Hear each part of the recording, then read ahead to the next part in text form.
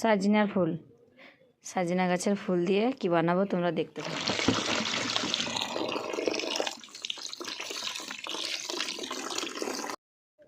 এখানে ধুয়ে নিলাম, আর কালকে একটা ফেসবুকে একটা ভাই বানাচ্ছিল দেখেছিলাম, তার জন্য আজকে চলে এলাম এখানে বানাতে। তো দিয়ে দিলাম প্রথমে চালের গুঁড়ো, তারপরে ধনেপাতা কুচি, হলদি গুঁড়া, লঙ্কা গুঁড়া আর জিরা গুঁড়া, আর এখানে কাঁচা লঙ্কা আর পেঁয়াজ কুচি করে নিয়েছিলাম। তো কালকে একটা ভাই ফেসবুকে দিয়েছিল, ওর দেখে। আর এটা পারতে যেয়ে কী কাণ্ড, এটার একটা কাহিনী আছে, পরে বলবো। দিয়ে দিলাম ফুলগুলো, তারপরে একটুক্ষণ স্বাদ মতো লবণ দেবো, দেওয়ার পর একটু জল দিয়ে মেখে নিলাম ভালো করে। কীরকম হবে জানি না, কোনো দিন করিনি, কিন্তু ফেসবুকে কালকে একটা ভাইয়ের ভিডিও দেখে করতে লাগলাম। আর আগে থেকে তেল গরম করতে দিয়ে দিয়েছিলাম, তারপরে একটু একটু করে বড়াগুলো দেবার আরম্ভ করলাম।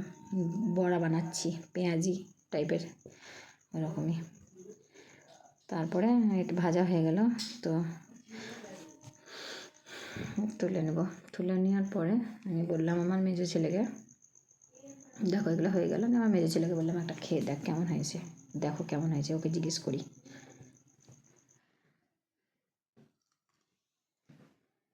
কেমন হয়েছে। ভালো।